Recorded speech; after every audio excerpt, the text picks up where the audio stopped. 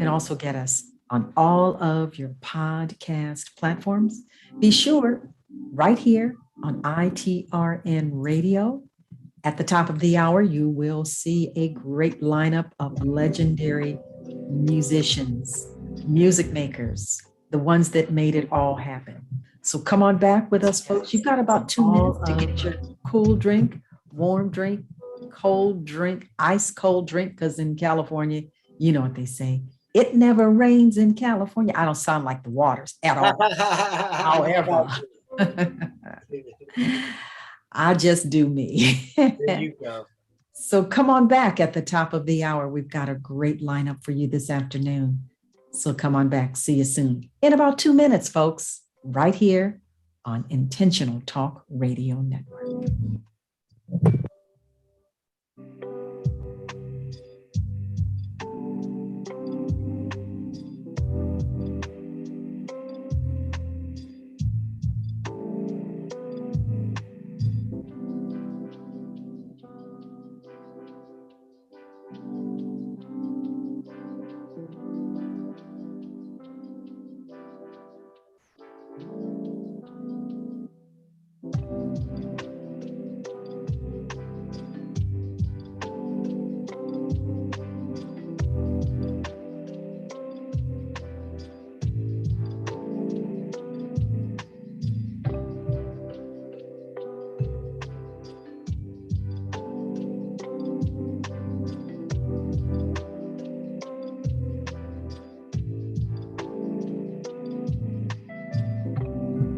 You are listening to the Intentional Talk Radio Network. Right here, ITRN Radio. It is a Tuesday. We've got a great show planned for you this afternoon. We're going to be talking to some legendary folks. Folks who brought the best music in the world, the best music ever on the planet. We're going to dispel some myths. We're going to talk about what they did then and what they're doing now, and what we need to do in the Black community to bring it back. We've got to bring it back. So come on, stay with us. It is time to get what you really need to get. And remember, this is where we talk to you, for you, with you, and about you. And it is all good right here on itrnradio.com. It's time to tell the truth. And good evening, and welcome to a special edition of Change Matters here on the Intentional Talk Radio Network. As Colette said, this is part 4 of a 5-part series called It's Time to Tell the Truth, because we really believe it is time to tell the truth. The topic for tonight is rap and hip hop. Is it just entertainment, or is it really hurting our community? Now, before we get started, I want to first acknowledge that hip-hop has created a couple of billionaires and some millionaires, and there's been some positive music that has come from this genre. There's also what's called conscious rap, so this is not an indictment on the entire hip-hop or rap industry, okay? It's not against everything 100% anything and everything rap and hip-hop, but the overwhelming majority of this music has devolved into a constant barrage of negativity, and it's having a deleterious effect on our community. Now, I want to start here with some lyrics. And before I start, I want to say that for the purposes of context, I'm going to read these lyrics verbatim, and I am not going to censor anything. So if you have young people in the room, you might want to move them for a moment while I read these lyrics. This is going to be some choice language. We'll start with something by Lil Wayne called Ghoulish. His record called Ghoulish. He says, "Fuck Pusha T and anybody that love him. His head up his ass. I'm gonna have to headbutt him." This is someone named Game in a song called Dreams. It's kind of hard to imagine like Kanye West coming back from his fatal accident to beat making and rapping. Okay, someone named Cannabis off a record called Second Round KO. "You might got more cash than me, but you ain't got the skills to eat a nigga's ass like me." Lil B's got a song called Wonton Soup. "Eat that wonton soup. I got cash like Chang Chang Chang. Bitches suck my dick because I come in like 36 ways." Young Jeezy, Trap or Die. "Got diarrhea flow. Now I shit on niggas. Even when I'm constipated, I still shit on niggas." Lil Wayne's verse on Tyga's Faded.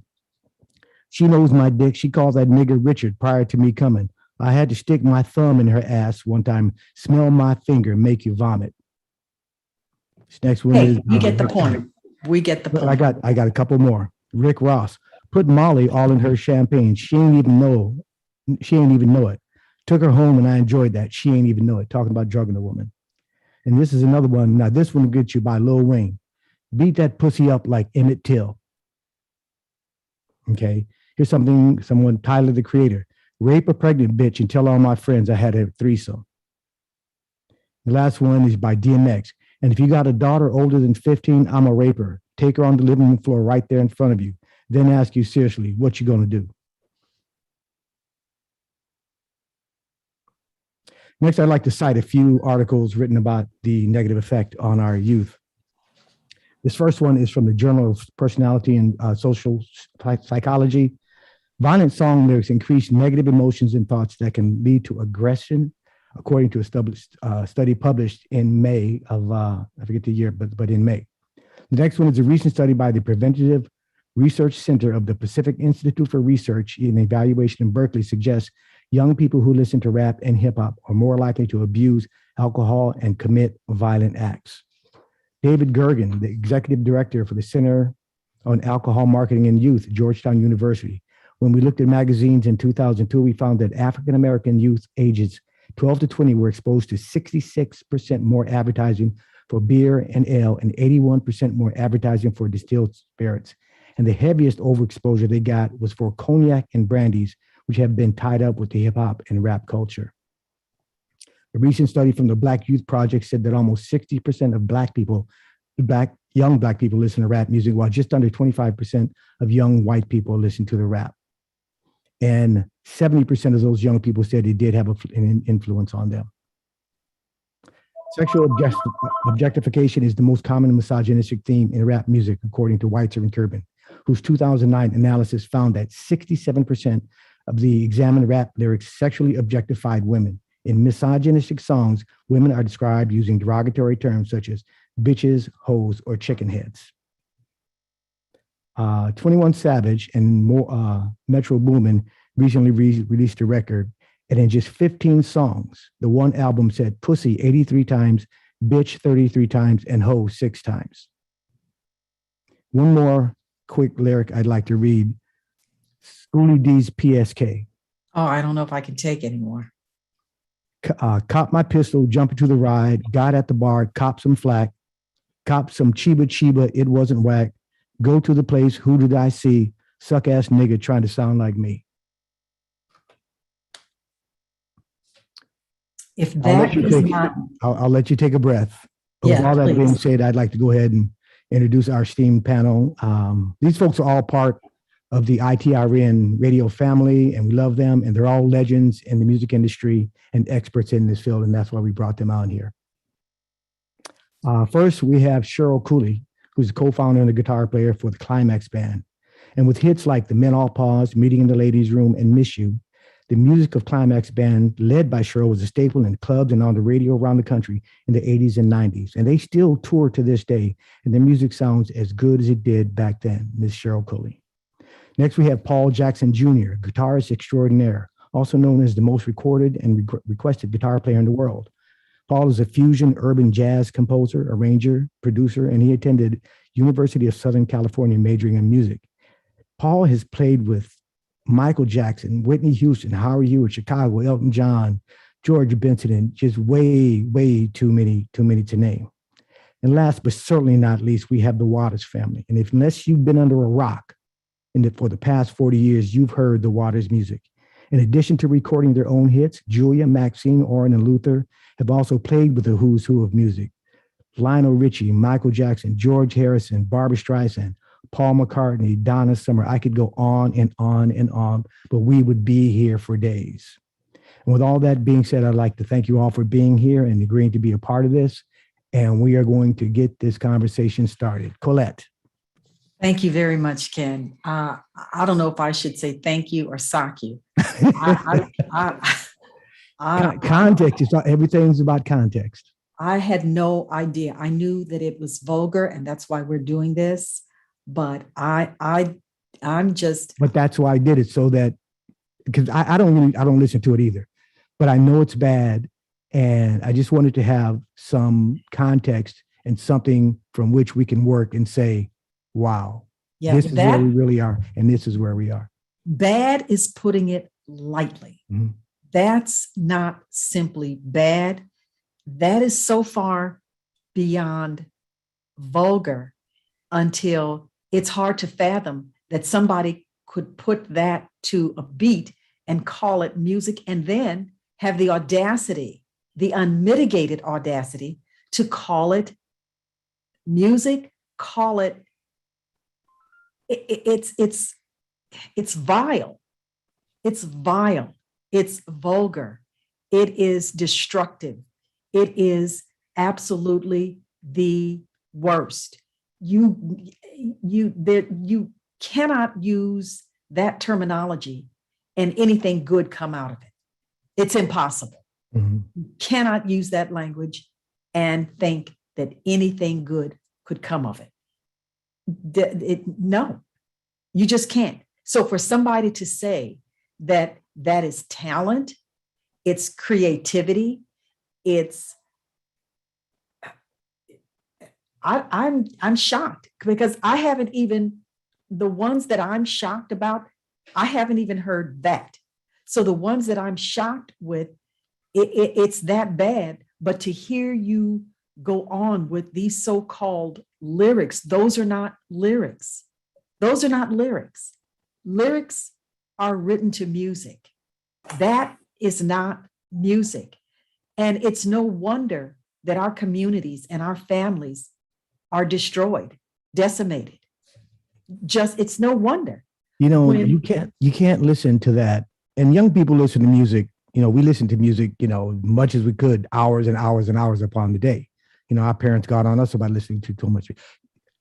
Psychologically speaking, you cannot listen to that much negativity and not be affected by it.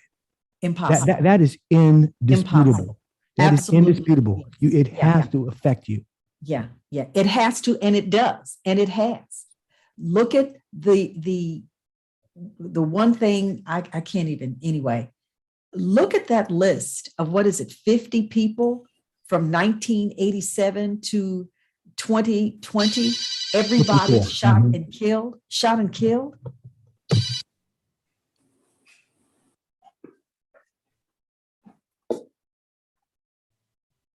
So what are we doing here? What are we doing here? That is not music. Those are not lyrics. That is not anything that anyone should listen to with any kind of reverence. That is disgusting. And here's How that could list. somebody with children, with daughters, and they're listening to that vulgarity? That is vile. It is insulting. I'm insulted. I'm insulted. That is sick. That's a sickness. That's what we should call it. It's a sickness.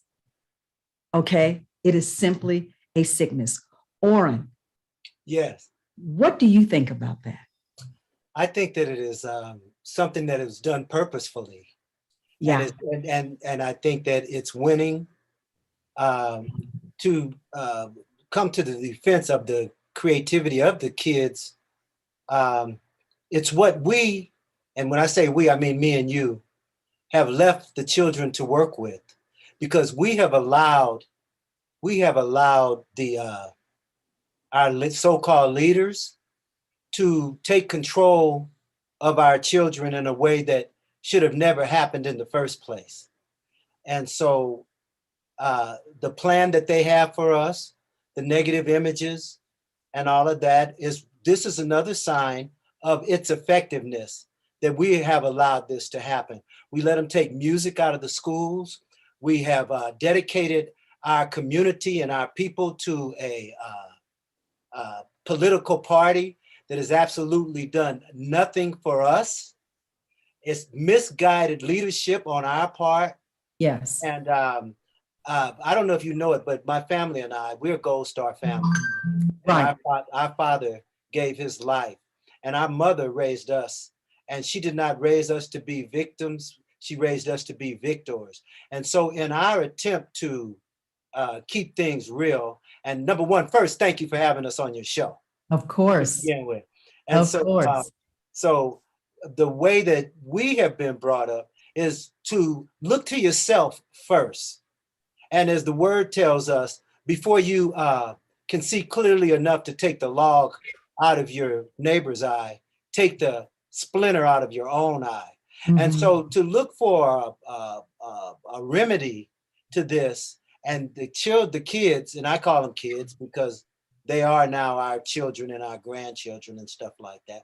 Before we can just pour all the blame on them, we should look to ourselves and our own inability to give the proper leadership and to demand that those that are our leaders address our community. And we have not done that. And so this is just purposefully done to us, which is just another example of how the world image of our community is tarnished and poisoned.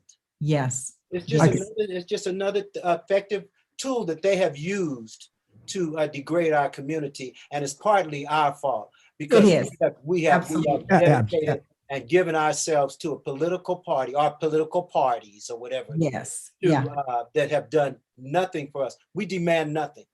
We show so much dedication to those who have shown no dedication to us.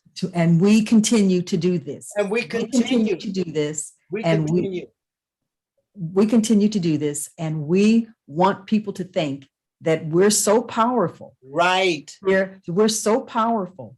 We're all about this, and we're all about. No, we're not. No, we are not. Look at us, and nobody else does this but us.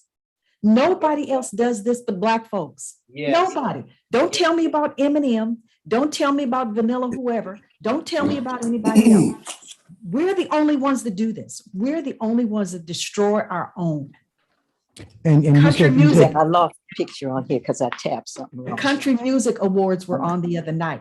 They did not have a display anywhere close to this.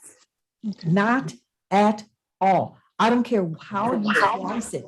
We are destroying ourselves. This is part of the destruction. Yeah, this is part of the destruction. It's on purpose. It is on purpose. And we know, those of us that know it,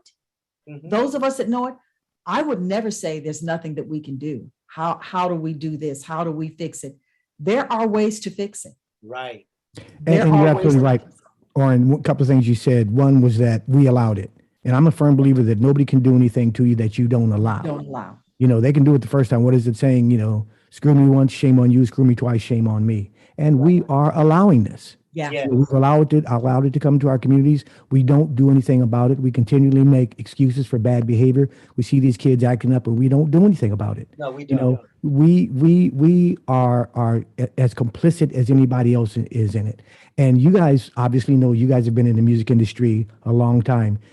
They came in and they took the music over, and they made these young Black men start with the negative rap. And they told them, you're not getting any money unless you do the negative rap. And they continue that, and they continue it, and they continue it. And people, that's why I started out by saying there's a couple of billionaires and some millionaires. But at what price does that come? The price of the community, of the people. People come from other countries, and they think we are all like that. Yes. And that's why when you see people come from other countries, and an old Asian woman or an old other woman will recoil when she sees a Black man. Everybody gets upset. Why? Because these are the images. Hip hop and rap, for the most part, I don't know what I'm going to say for the most part, but a lot of it has become the new minstrel show.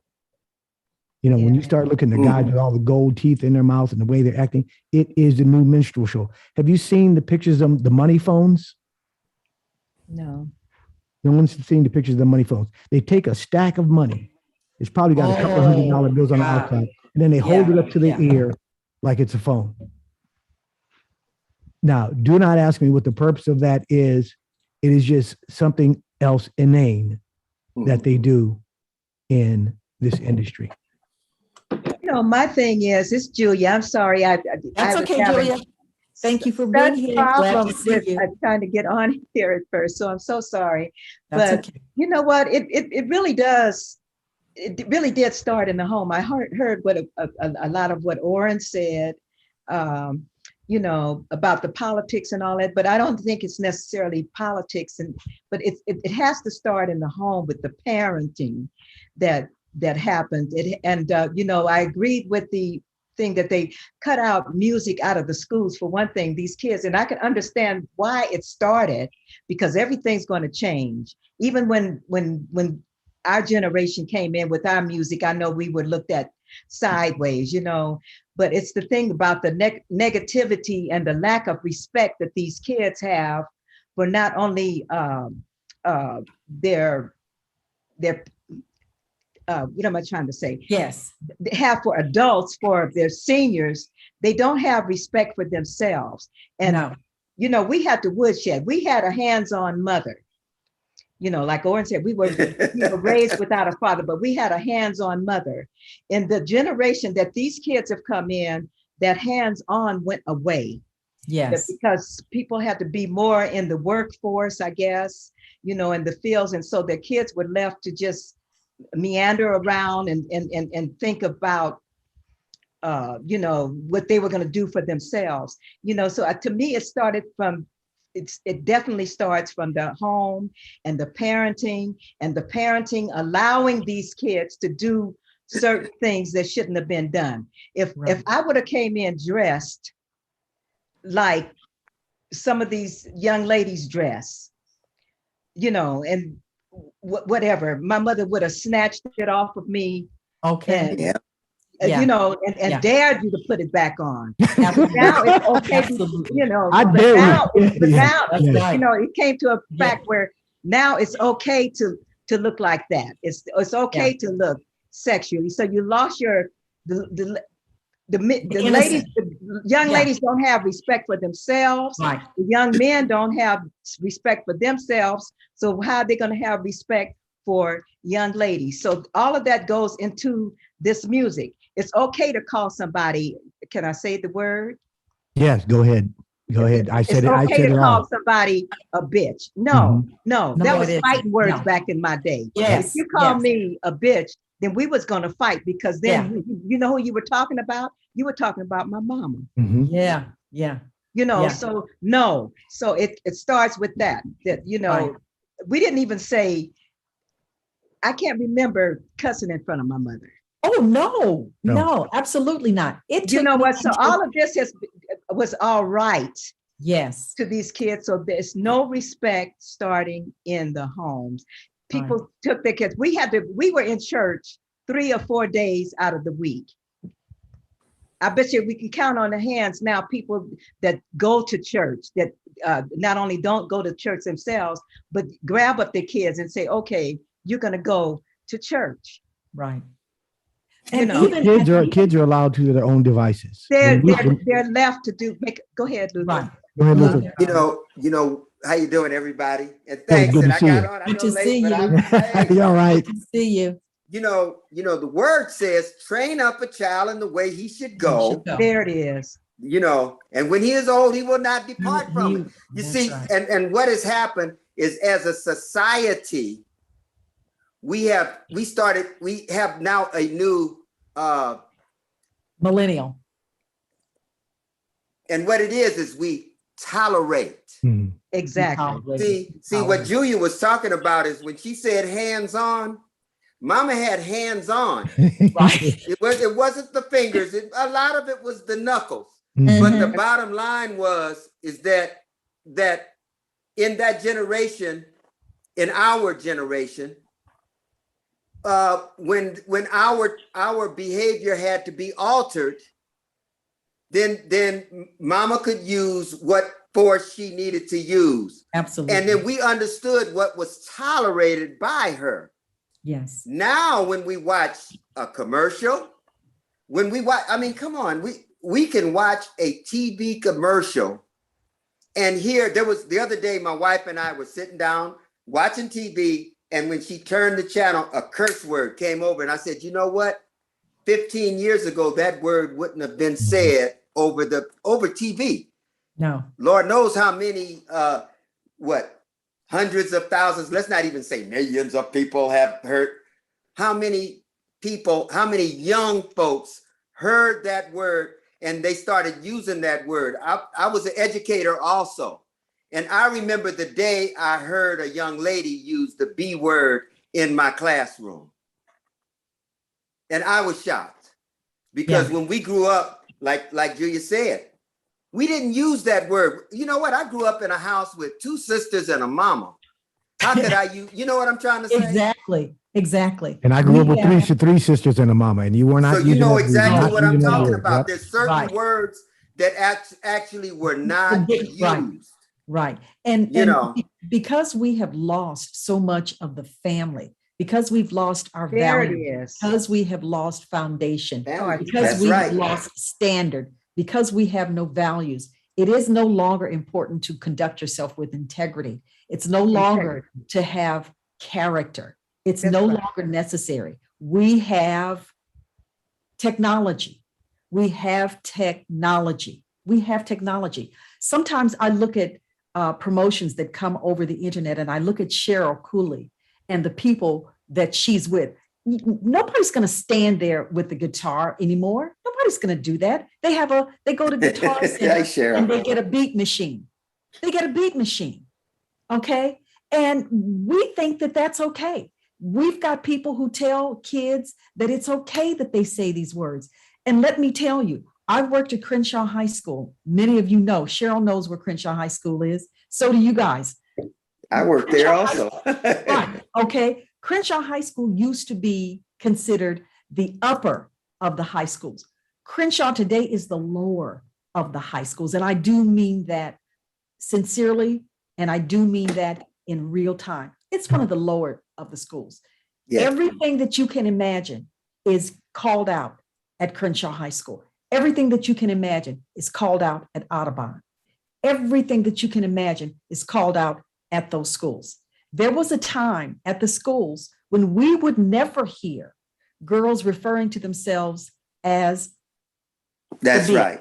Okay, that doesn't happen anymore. That doesn't happen anymore. Now, when I was at Crenshaw High School, I had kids tell me, Ms. Williams, there ain't nothing wrong with that. That's the term of endearment. We call and the N-word. And the N-word. That's what I'm talking. And we used it in the community. We used it amongst ourselves. You know, we did not go out into the general public and use that.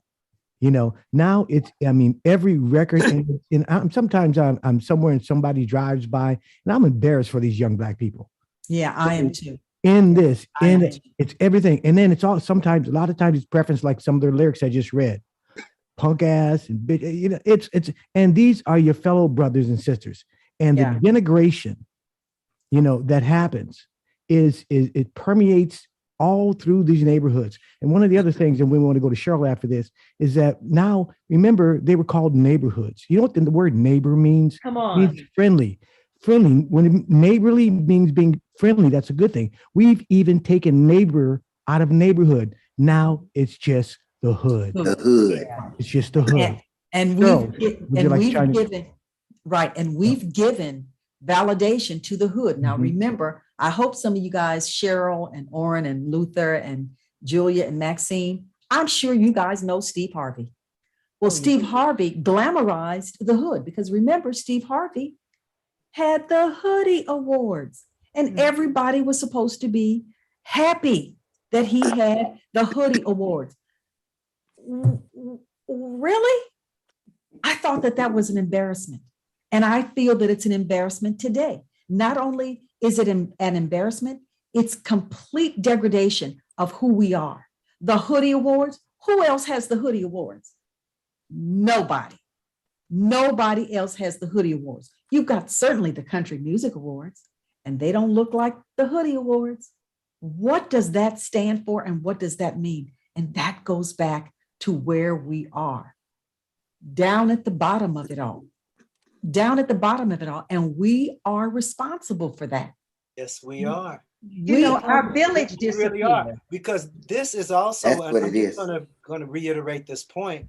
That is the formula that works, that continually degrades us. This bombardment is what it is. Because in the case like you alluded to, with Steve Harvey and the Hoodie Awards, those are the things that are promoted. Those are the things that that continue to create in our community the image of failure and disrespect and Yes, it a is. whole bunch of other negative things. There are plenty of our young, talented individuals who understand the mathematics of rap, who understand the verbiage of rap, that do not use it because but those things are not the projects that get promoted. Yeah, and there's not the money. And that's why There's I not the money making. continually don't leave us out of the mix, because we are the ones that allowed these so-called leaders to take precedent over the family. We have leaders right now that have been made definitely negative contributions to our community. And what do? We rally around them. Yes. We get absolutely. nothing. We get nothing in return. We don't demand anything. And that's the part that frustrates me about us. It's because it is politics, because those are the things that could make a difference. We can get on here and talk about our youth and criticize them, and they're young geniuses, in a lot of cases, misguided genius.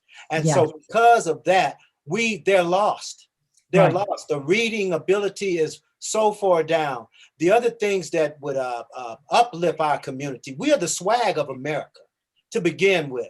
And we are the ones that have been thrown on the sacrificial fire with the images that you were talking about yourself. People come here and those images are imported throughout the entire earth. And so then they come here thinking this is how Black people are supposed to be treated, because we allow it. We allow our so-called leaders, and we rally in a stupid way. Yes. I'm controlling myself right now. I'm really controlling myself because it is our fault that we have allowed ourselves to be compromised to the place that these images are being supported by our politicians, and we don't even do nothing. Yes. We don't do nothing about it except go, okay, give me some hot sauce. Right. Exactly. Exactly. Come on, man. It's exactly. up. It's up. You know what? It's our so-called leaders. So it is what, excuse me, Julia. It is our so-called intelligent, supposed to be us, that we have allowed ourselves to be manipulated in a negative way. And of course it affects our children, the constant bombardment that they get, the constant self-hate, that we don't even love ourselves. Right. So because of those things, it is a reason for my frustration. Right. And we don't those take on ourselves to correct. Those are the reasons that we are stepping backwards. Yeah. We're stepping backwards. We are going backwards. Backwards to the tune of, you know what? George Fraser has just written about the new slavery. That's us. He didn't write that about anybody else. That's about us, the new slavery. Forbes magazine, economically, we will be at zero in a short period of time. But you got folks using money as a phone. Listen, nobody else would do that. And people that know about money ain't gonna use it as a phone. It's not gonna be a phone. They don't have that much cash sitting around. Nobody that understands money has that kind of cash sitting around. There's no reason to. And all that does is prove the ignorance. It proves the vulgarity. It proves what is so ignorant, but what has overtaken our communities. It has overtaken our communities, our families. It has overtaken everything about us. And we're sitting back and you know what? I think most of our listeners already know that we are not fans of what's it called? BLM. We are not fans. We are not fans. And I am not afraid to say it. We are not fans of BLM because they have set us back 400 years. Well, they have set us back. And if you don't believe it, look out your window. Yeah. Look out your window. Okay. See what's going on. See what's going on. I agree with that. Okay. I agree with that. So we've done it to ourselves. Stop talking about what somebody else is doing and you're waiting for this and you're waiting for that. They don't care. And you're waiting for, because they know you're gonna wait for them to do what you think they're gonna do. And Oren, you talk about we don't demand things. The things we do demand are stupid. Just Yeah. flat out And stupid. they're Things that looking don't at us matter. like That they're Things that no, don't but matter. we lost our village. We've lost We our as Black way. people lost our village That's also. right. We've Because I've lost the seen that around you. You know, you want to say something to these kids when you see them doing something, and these parents, you They're can't not say parents. nothing They're to my still kid. kids. What Yeah, do you yeah. say? What? And then they say in turn, you can't say Right. nothing. You ain't my mama. So Right. it's like, you know, we came up in a village. If we Right. were down the street and We did couldn't make- something before we would hit home, it would The already village have knew. gotten home. I took care Somebody of it. saw you. And That's then you right. get taken care of again. But Right. see, we lost the village, we lost all of that stuff. So it's really on us. It is. And we You know, lost our way. We We really our way. lost our way. Exactly. I was talking to Cheryl yesterday, and Cheryl Cooley, a legend. We all know who Cheryl is. We grew up listening to Cheryl Cooley and Climax. We grew Yeah. up listening to the Yeah. Waters. We grew up listening Cheryl. to Bernard Fullen. Okay. We grew up listening to all of this. And people, what these folks don't understand is that young people want to talk about what's irrelevant. What they don't seem to understand is their destruction. Yeah. This, you will always be relevant. What they have done is destroyed our relevancy. That's what they've done. They have destroyed our relevancy. When was the last time you saw somebody who was even comparable to Orrin, to Luther, to Cheryl, to Julia, to Maxine, to Bernard? When was the last time you saw somebody? There's absolutely nothing out Nobody. there like that. Nobody.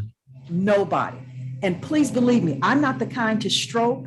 I've known you guys a long, long time. It's unnecessary. I don't need to stroke. It's a fact. It is absolutely a fact. They talk about, I think it's Lizzo. Am I saying her name right? Is it Lizzo, yeah. Lizzo, okay. Lizzo. Cheryl is cracking up because she knows I don't know. Lizzo plays, I think it's Lizzo that plays the flute. I don't care what she plays, because what she plays is absolutely irrelevant to her demonstration of who she really is. And them other two, the one that's the horse, Megan Thee Stallion. Megan the horse. How is it she can compare herself to a horse and it's okay? It's okay because she's a stallion. And I hear she is a graduate of some college, but wait a minute. Is that what graduating from college has done for you? That's a very, very, very sad thing to say, because look at that display on the awards. Look at her behavior with that other girl. And our girls are looking at that thinking that that's okay.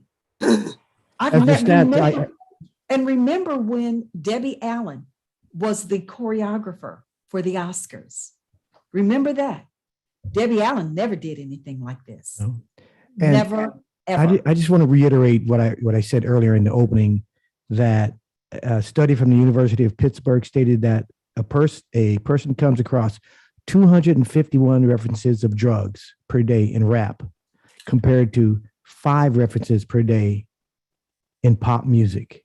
And, pop, that term pop is going to go across subgenres, 251, Now, if you take that same sort of metric and ask about the derogatory comments, how many times have you heard a country music singer call their women the B word and the H word and that? You don't. You don't hear it in jazz. You don't hear it in any other music, only in rap and hip hop. Now, some people might say there's a difference between rap and hip hop. There's still subgenres. They're almost the same thing. To me, they're one and the same, So the issue is that the negativity is there, and it's not that it's just there, but it permeates. If it were one or two or just some people, but it's everybody, and that's the only way they make money. And it's the new minstrel show. They're acting like Flavor Flav with the teeth and the clock around his neck, and all this. It's come on, folks. What are you doing? What are you doing?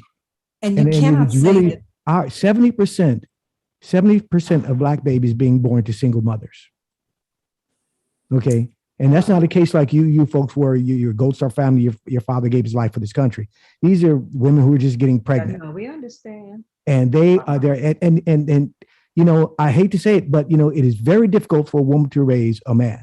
It's very difficult. There are success. You guys are a success story. There are some success stories. It's not 100%, but in today's world, especially the way they're doing it with all of the bombardment of all the negative images, the negative talk, and the fact that everything is okay, no matter what you do, it's okay. Oh, I'm going to do this. I'm going to do that. And the kids are running rampant, and we got a problem, and we are on the decline. The Forbes magazine article said the Black community was going to have a net worth of 0 by 2053. We think Wow. that is escalated, accelerated. I'd be willing to bet it's more like 2040. We are going to be broke. We've got no Black businesses in the community. Colette, I sent you an article on the other day talking about Asian businesses and Hispanic businesses. Grocery stores. Where are the Black grocery stores? We don't have one. If you look at the people, if you look at because we do not demand anything. We do not demand. We support a system that does not support us. Mm-hmm. These images that they are now putting forward, it's not an accident. No. And it is by far not the only images that our Black kids can produce. We got young geniuses, but those are not the ones that are being promoted. And why aren't they being promoted? Why aren't they being supported? Because our so-called political leaders have sold us out continuously. And we continue to go for it. We continue to allow it to happen. We demand nothing. We had a program. Nothing. We had a program a few weeks ago called Black Men in White Coats, all doctors. They've got a program. It's a great program, and they have a summit every year. And I played some of the video. There was a video of a young man, looked like he was 19, 20, 21 years old, young Black man at the summit talking to doctors, and he was excited. And you know what he said? He said, now I have permission to be great. Now let that sink in. This is 19, 20, 21-year-old young man, Black man, who did not know that he had permission to be great. All he needed to do was rap. And I cannot tell you how many kids have said to me, Ms. Williams, I got skills. I can rap. Want to hear my beat? No, I don't. No, I really don't. You know what, Yolanda? Though Cheryl. that rap. Cheryl. That rap. Cheryl. It's a great art form, but they have used it in the wrong way. Yes. Because it is a great art form. And like I And said, it's that's why not I new. said Yeah. it's definitely not new, because we had it back in the day. They didn't Gil do Scott a whole Heron. thing Gil of Scott rap. Heron, Last Poets. Yes. The fact of respect that they use in their lyrics, along with that rap, that makes it distasteful to us. But Yes. the art form itself is really a beautiful art form to me. Right. It's a lot of it that I've heard that has been positive, but you can't understand, exactly what some of them are saying. Right. But it is an art form. So I have a problem with saying it's rap and it's junk and it's food, but it's not the rapping part so much in all It's of the them. vulgarity of it all. Lyric is the content, it's the lack of respect that they Yes. have in the context of what Right. they are doing. And Right. taking music and stuff out of the school, we had to woodshed. We had the opportunity to do music lessons. You playing Right. your Right. guitar there. Right. You know And what I'm saying? yes. And it's You unfortunate. had to learn, you had to take music lessons. Yeah, you had to take These music. kids get them and Right. they just get on a thing and they think that getting Right. a beat Right. is what it's about. And you had no training. No We training. grew up Because anybody can get a beatbox. Yeah. Anybody can get a beatbox. appreciation for all types of songs also. Right. All And- types of music. and from see, gospel to rock. Right. And there are lessons- classes. Music There are- lessons cost money. We Right. need Exactly. accessibility to capital so we can have businesses. Well, that's That's in why I the school. continually say that we support a system that does not support us. We can't go get loans. Yeah. We can't have No, that's have true. the finances to do all these things that we want, that we need to do, because we Right. don't have accessibility to capital. We cannot go and open the store with no money. Right. So this is why I continually go to the politicians and those that we have dedicated our time, our life, our energy, and everything else. And just I'm gonna say this one thing. I'm gonna leave it alone. What you were talking about a few minutes You ago ain't. is so true, because what happens is. is a person will come with a different attitude in our community, and they become ostracized by, oh, well, what, you must be a Tom, or you must be a Yeah. this, or you must be a that. And what you're bringing is a new flavorful opinion that is different than what the status quo is. And obviously the status quo is not working. We Yes. need access to capital to have Right. business. We just can't go Right. and go start a business with no money. We Right. can't just give our kids music lessons and with no money. And the interesting thing, We need access to capital. And Right. that's why I continually talk about our fake political leaders that are nothing doing but raping us. And so that's why I Absolutely. continually go to the place where we can acquire capital. We can have people lobby for the Black community. But what do? Nothing. Absolutely We don't nothing. demand nothing. Absolutely We don't nothing. demand And nothing. absolutely nothing. And when I think about from whence we came, I was watching Hitsville, the making of Motown. Mhm. And I may have mentioned it to you, Cheryl and Julia, I may have mentioned it to you. There were things in that documentary that were absolutely amazing. Absolutely amazing. From such humble beginnings where Barry Gordy had absolutely nothing. He came from nothing and he built an empire and he sold it because the Black community could no longer support him. It is absolutely amazing. It is astounding. I look at the music that we grew up on with Bernard Fuller and Harold Melvin and the Blue Notes. I listened to Cheryl Cooley in Climax. I'm still listening to that. And I'm asking myself, how did we go from that to where we are today? We had music appreciation classes. There are no more music appreciation classes. It's no longer music appreciation. And I'm thinking, how is it right now, today? Here we are, 2021, 2022. And we don't have a choice in what we listen to. I haven't listened to the radio in my car for about 4 years. I can't do it. I just can't do it. I don't turn it on. And Cheryl, if I'm not listening to you, I'm not listening. I mean that seriously. I don't turn the radio on. If I'm not listening to the Waters, if I'm not listening to Harold Melvin and the Blue Notes, I'm not listening. And I'm being very, very, very honest. I'm not listening. So when I do hear what you guys have done, and I reflect a lot back to 1989 when I had the Waters at my pageant, and you guys came and performed, I reflect on that quite a bit, because those were the rich times. Those were times when we were rich. We're no longer there. As I said a few moments ago, we're back 400 years. And that's why George Fraser has written a book on We Are Back to Slavery. I got to get that book. I'll tell you about it. I want to go to Cheryl real quick, and then I'm going to go to Bernard. But Cheryl, Cheryl she's been just like you guys all over the place. She is legendary. One of the things that we keep, and Bernard said the other day that when he sees Yolanda and my number come up, what am I going to do? Can't turn her down. He said, whatever she wants, got to do it. Yes, because there's no way, absolutely no way that you guys are going to just not be legendary. You're already legendary. You're already legends. But we've got to bring you back to the forefront so that this current generation, the millennials, the Gen Xers, that they probably will never have the appreciation for your music that we have, but they have to be reintroduced to what made the Black community great. And it was you all. It was each and every one of you.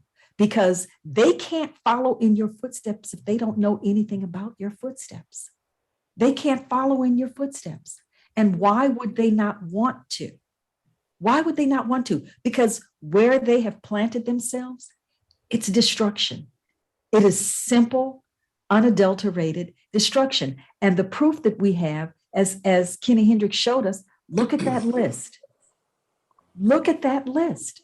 When was the last time we heard somebody doing what Harold Melvin and the Blue Notes did?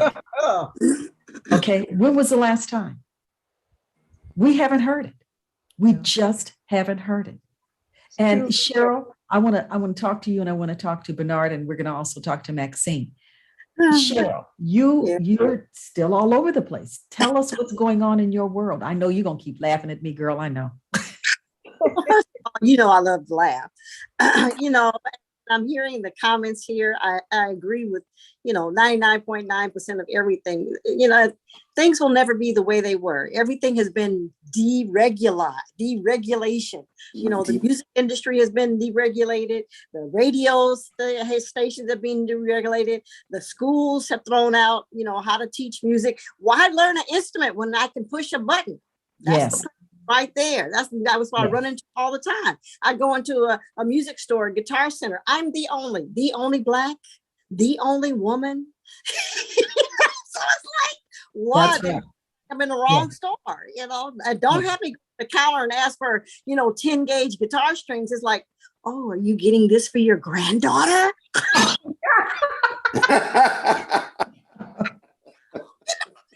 And they're looking at me like, crazy. Oh. So, there's a lot of things in the foundation of it that's not there anymore. Yeah. And we can't depend on the government. So now we start looking for private money to do things for private schools. Yeah. And there's nothing there to attract the younger kids to want to go there. Why do they want to sit and learn how to play a guitar? It's going to take them 1, 2, 3, 4 years to play a G minor 7 in the funk of F. I don't know. They don't want to do that. Right. Yeah. I just put something in the chat. Everybody, when you get a chance, copy and paste that and take a look at that. That is a video I watched today. It's called Why Jews Are Richer. And that video we can learn something from, because it talks about how Jews take care of each other. And when somebody's in the community is down, they all gather together. And it talks about how they teach their kids certain things and how they rely on faith. And they teach their kids about finances. They teach their kids about businesses and how they couldn't own property in Europe back in the early part of in the 1900s. They couldn't own property. So what they did, rather than wallowing in their mire, they opened businesses, and they knew they were needed, and they had something that people needed. So they found ways to get around it. Now, I know a lot of times a lot of people get upset with a lot of things that Jewish people do, but we're not going to get into that. The fact is, a wise person can learn from anybody. And that's what they do in their community. And the guy that used to own the Clippers, when he said Jews take care of each other and Black people do not, he was damn right. He was damn right. And everybody set their hair on fire because he had the audacity to tell the truth. And that's what we're doing here tonight, having the audacity to tell the truth. Bernard, let's bring you in. What are your thoughts on where we are in music today? What do we have to do? How did we get here? And what is the reason for this?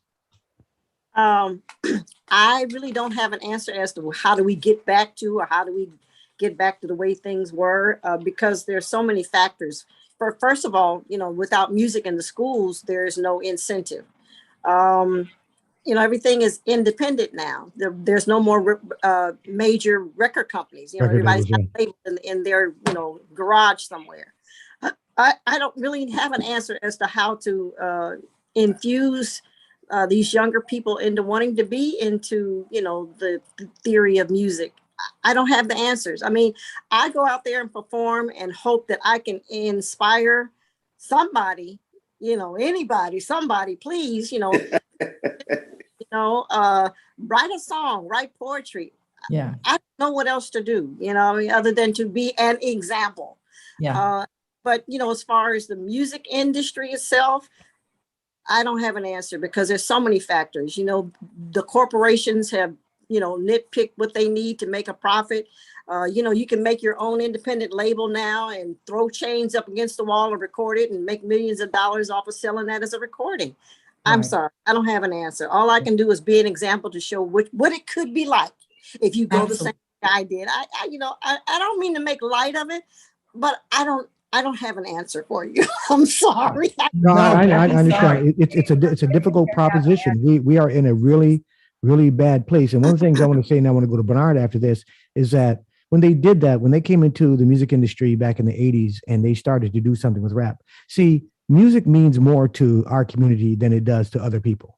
Music is our life. Music is our soul. We live and breathe for the music. And we came up with, Marvin Gaye and the Isley Brothers, Yes, and you folks and all this beautiful music. And we had message music back, as early as Sam Cooke with I Was Born by the River.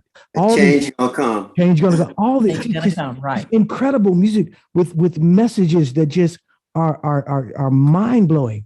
And now we've got lyrics that say, I don't want to use those cuss words again. Don't say it again. No. I mean, come on. Yeah, don't say it again. We got Come it. on. People are singing We got what it. they experienced. That's what we experienced back Yeah, then. but see, this is the excuses. This is what young people's excuses. Well, this is the streets. This is what we do today. But see, we telling about it and performing about it in a different way. They're just saying it. They're glamorizing it. Some of these lyrics, some of you weren't on with when I read some of those lyrics at the beginning of the show. I mean, some of it is just like, you have got to be kidding me. You're rapping about diarrhea? Yeah, exactly. Are you serious? Yeah, come on, really? Yeah. So that's where we were. And I do want to bring Bernard and to get your take on how he's feeling about things and what he thinks, where we are. Can you guys hear me?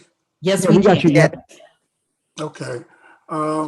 First of all, I'm not trying to oppose or disagree with everyone's saying here, but I remember in the 50s when Elvis came out and he was gyrating, everybody went crazy. Everybody's parents said, that's disgusting. How dare you do it? So everybody expresses their music. Each generation expressed their music their way. I disagree with some of the verbiage that they're using in this present day music with these young folks, but they're getting paid to do that. That's exactly what the administration wants them to do, to tear down the Black family, to disgrace it, to make monkeys out of themselves, and to be as derogatory as they can towards each other. Our women, call them bitches, call them out their name, talking about stealing and killing. They're getting paid for that.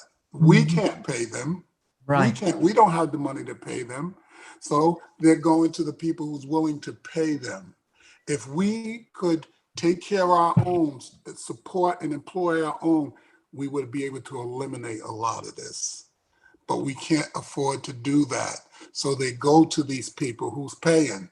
I always said, if I had enough money to employ, and I think a lot of these millionaires and billionaires, these athletes, they need to put their money together, stop building more factories than churches, start employing people. Then we could get our people to do what we want them to do. But if we can't afford to pay them and put food on their table or buy them a car or a house, what are they going to do? Right. I don't agree with it, but that's where they're going. But you're absolutely right. We've got. I think there are 11 Black billionaires in the country. Yes. Yeah, 11 Black billionaires in the country, and who knows how many millionaires. If they all got together and don't give anybody anything, No. if every one of them put $1 million in a Black bank, and that money was earmarked for our community, we could do a lot better. And that's why I wanted people to watch that video about Jewish people, because that's what they do. They support each other. We have enough Black billionaires and millionaires that they could pool their money together and start supporting the community. The fact that we can't pay them, we could pay them. Right. It's not that difficult. They just the conglomeration just tried to buy Crenshaw Mall, and they got turned down for buying it. Okay, guess what? Yes. Buy up all the little stores around there and make sure people come into those stores and put them all out of business. Correct.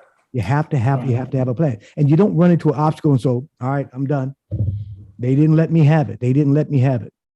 You got to keep going. You have to keep pushing. It's not a matter of them letting Me. That's right. That's right. Well, that's what people think. That's people's attitude. They didn't let me do it. That's people's attitude. Well, Yeah. it's called miseducation. Mhm. Yes, it is. Educating us. Yes, it is. Telling Yes, us it what is. to do, what not to do, what's acceptable, what's unacceptable.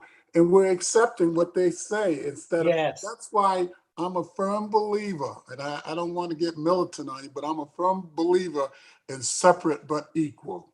Absolutely. Yes, When we were, are. when we were separate and equal, we had our own buses, our own Yes, we did. hospital, our Yes, we own did. transportation. But then they convinced this one guy to become the Pied Piper of Black people and lead us over into integration, and we lost everything. Lost And everything. he That's realized right. that. He realized that toward the That's end. right. In the end, he realized, he said, I'm afraid I led my people into a burning house. He did. Yes, he But did. we lost everything. So I believe that we need to start getting things back for ourselves, to do for ourselves. Don't expect anybody to do for us what we're not willing to do To for do us. for ourselves. Absolutely. We Yeah. need to start doing for ourselves. We need to, okay, you want to go out, if there have to be a sacrificial lamb and somebody's got to go out and sell themselves to get the money to bring it back so we can start producing. We are non-producers. So whatever the That. highest bidder want us to do, that's what our young kids are That. going for. They can't look to Right. us and say, I'm going to go to the black bank and I'm going to borrow money to start a black business. It ain't happening. Right. We have That's right. nothing. These guys get these houses. You get a contract for $100 million house. Well, what's wrong with buying a $3 million house in a nice community? No, they got to buy $100,000, Yeah, $100 million exactly. house in Yes. some neighborhood they can't afford. When their career Right. is over, they're out of that neighborhood. Okay. They can't afford the upkeep of the neighborhood. That's right. Why That's do right. that? Why don't you spend $2 million, $3 million, get you in a nice community? Why don't we establish our own communities? Yeah. Yeah. Yeah. Our own banking Absolutely. system, our own jobs. We had the Negro League, no more. It's the National League now. Exactly. When Castro came to America, he stayed at the Waldorf.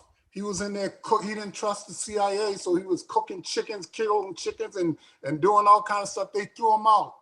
He went to a black hotel in New York. I forget the name of it right now. Somebody can help me, but he went to that hotel. He was so thankful to the black people for taking him in and bringing him to that hotel.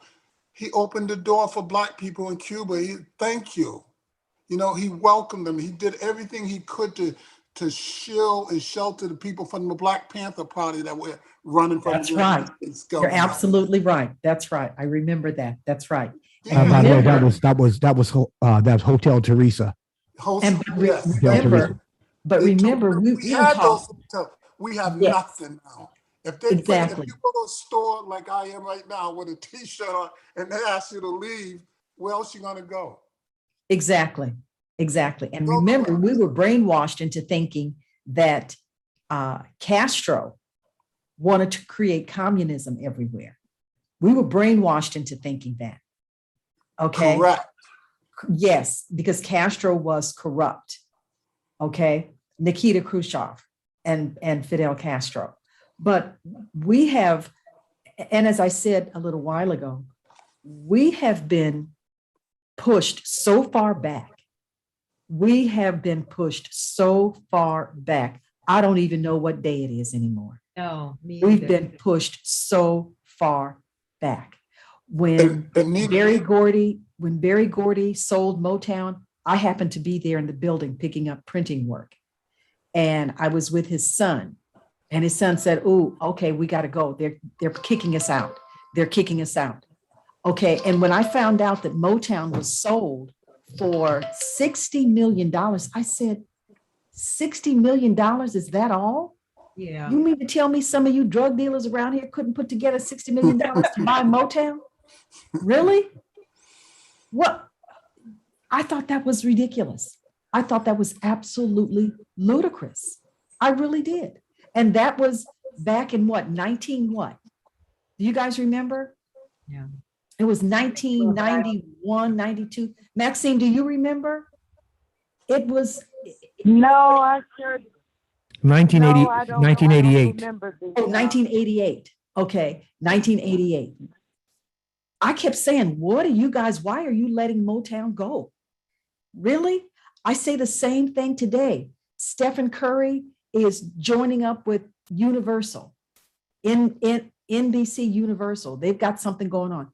Every day I'm looking at somebody like Stephen Curry and Shaquille O'Neal and LeBron James and those people doing things with Universal, with Sony, with Warner Brothers. And I constantly say, wait a minute.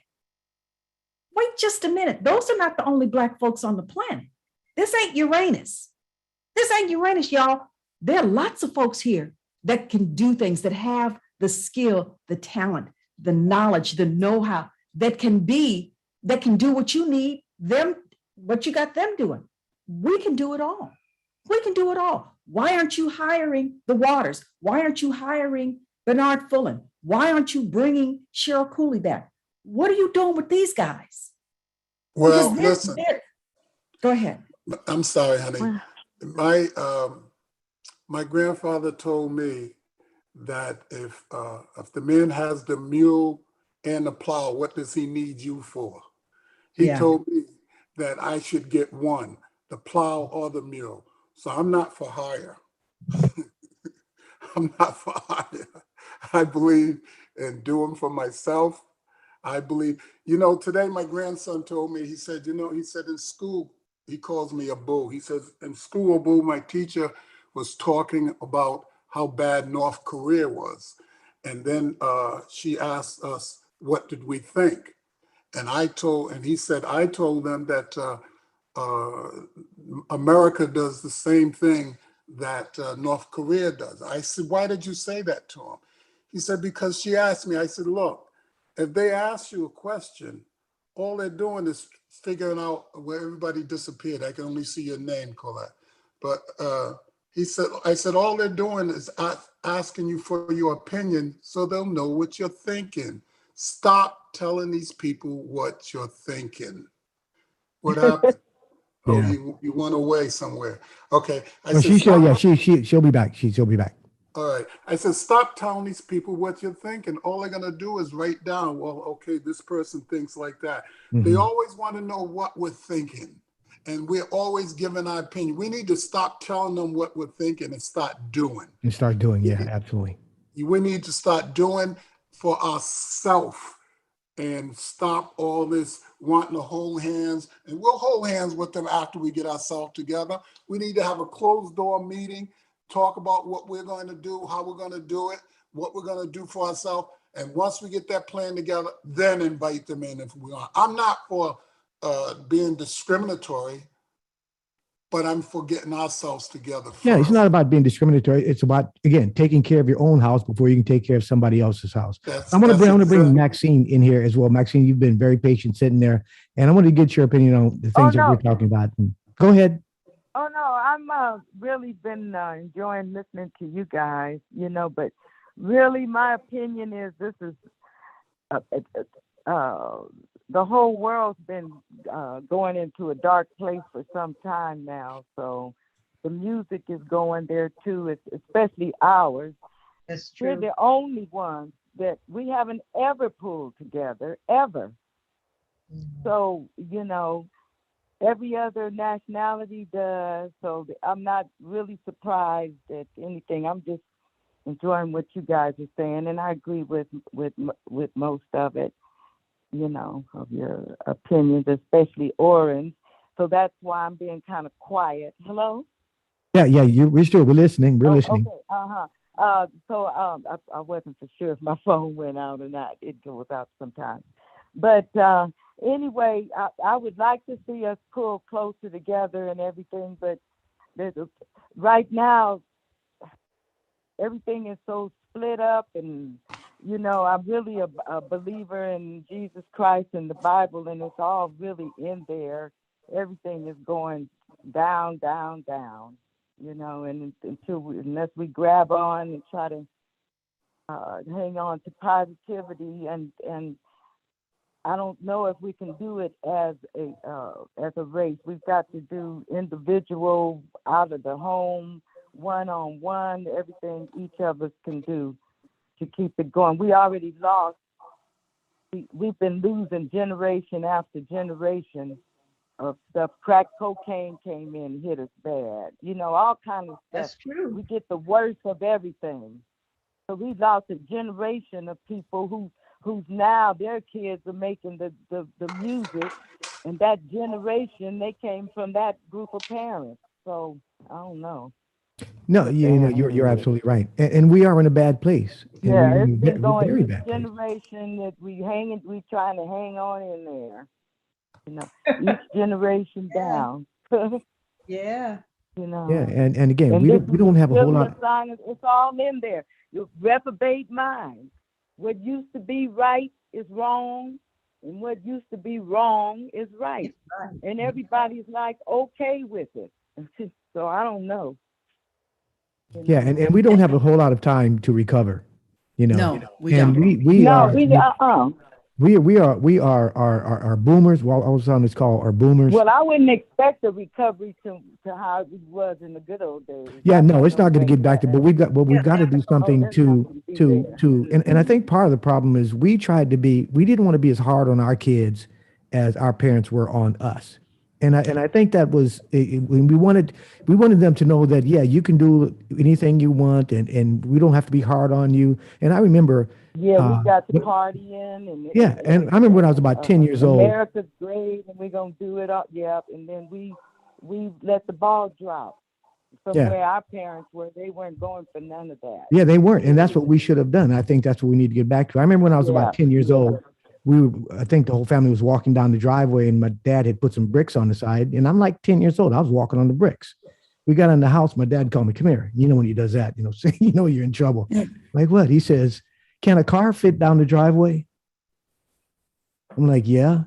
He said, "Well, why do you have to walk on the bricks?" Because I'm a kid. And I recall a few years, well, more than a few years ago, when my oldest son was about 10, 11, 12, about 10, 11, he was walking on the bricks in the front yard that I had so carefully put out there and was proud of. He's walking on the bricks. And I got ready to say something, and I didn't, because I didn't want to be my dad. He's 10, let him walk on the bricks. I'll fix him. But at the same time, I hear what you're saying. Yeah, at the same time, without that sort of discipline and that sort of, for lack of a better way of putting it, just beating things into your head, they lost something. And again, like Colette always talks about, the technology, all of a sudden technology comes into place and everything is so immediate. They want it now. My other son, I got home from work one day and I said, "What did you eat for lunch?" And he told me, I said, "Why didn't you eat some leftovers for last night?" He said he didn't want to wait on the microwave. Like, dude. Ooh, my. Dude. So they see things very differently. Fortunately, some of them are okay, but a lot of, and not just our kids, across the board, white kids are lost, Asian kids, a lot of them are lost. The problem is with all the negativity coming from rap and hip hop, ours are doing worse. Yeah. Our kids are doing worse. 70% of Black babies. Well, we have less capital, like we keep saying. Yeah, exactly. But let me push back on that.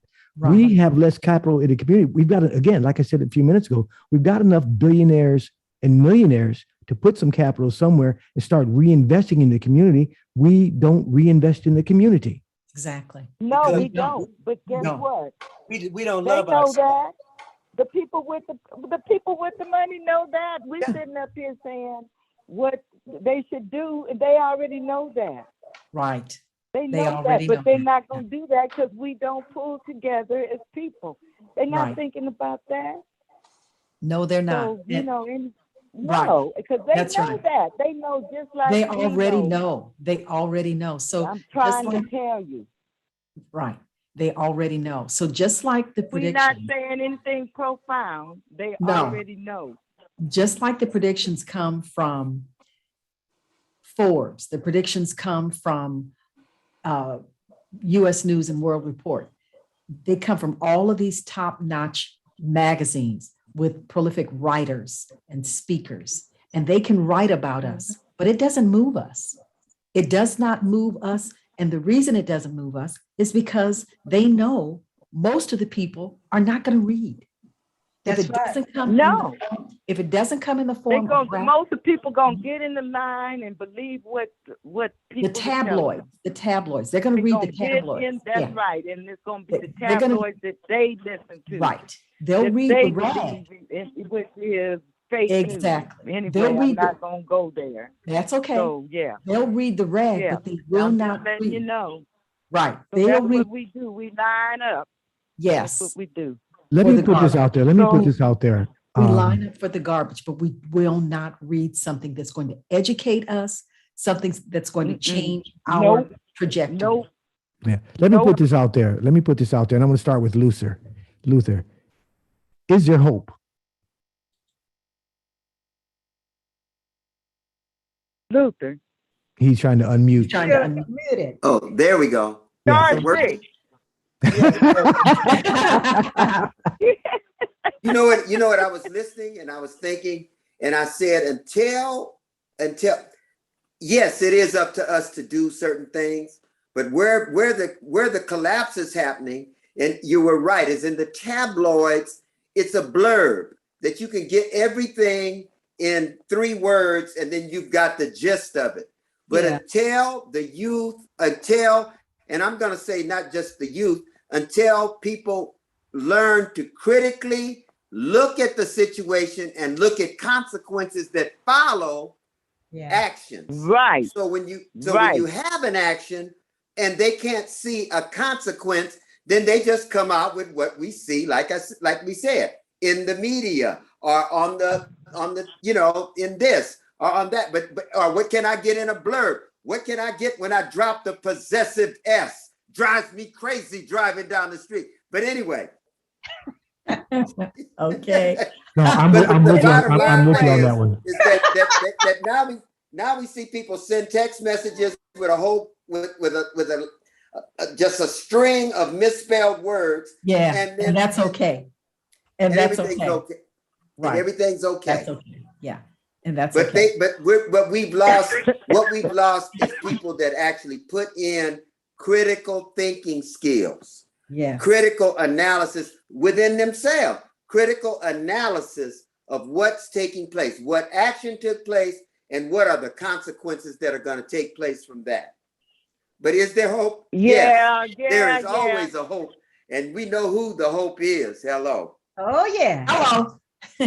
Hello. Let's go to That's what we Bernard have- Fuller. That's what we have to rely on is the Mhm. hope in the word of God, and so Yes. we just keep on, because I don't think any of us here have the answers. We Yeah. can tell you We- some of the problems, and the thing about it is, I wish that some of these people that need to hear some of this stuff, like Could like hear it. Yes.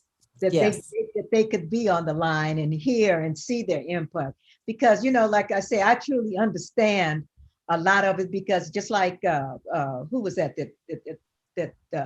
Bernard, when he said it's a way that they found that they could make a little money, Yes.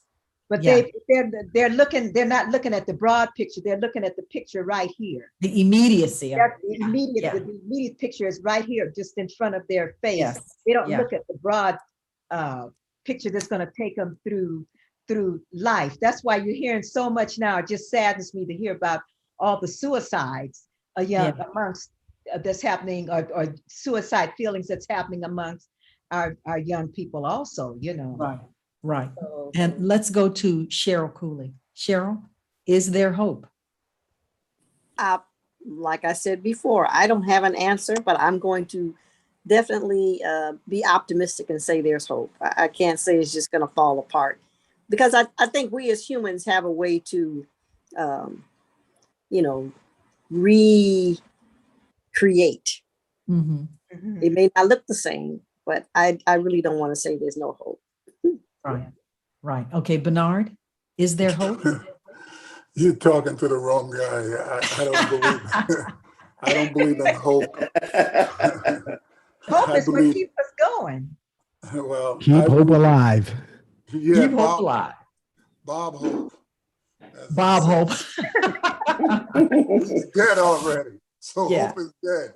Okay, all hope is gone, huh? Like the song. No, not Lauren? all hope. I don't think all hope is gone. I just think that we need to put our shovel down, like some of our ancestors said. We need to put our shovel down where we are and start doing for self and stop expecting these folks to do for us, deliver Yes, us out sir. of Yes, sir. Yes, sir. Yes, sir. Stop them from Absolutely. miseducating us, telling us what to think, how to think. Right now I'm watching and I see this whole thing collapsing. Okay, I see all these people over a politician. They're all supporting it. These people, and I don't want to get political. Don't everybody jump on me, but people got, before you can go to school, you had to get a shot card. You had to have the measles. You had to have the polio shot. You had to have all these different shots before you could enter school. Nobody was worried about what their side effects was. They went and got the shot. Now Yeah. you got all these people politically, these so-called leading citizens talking about, I'm not getting that shot. Well, they almost had this virus beat.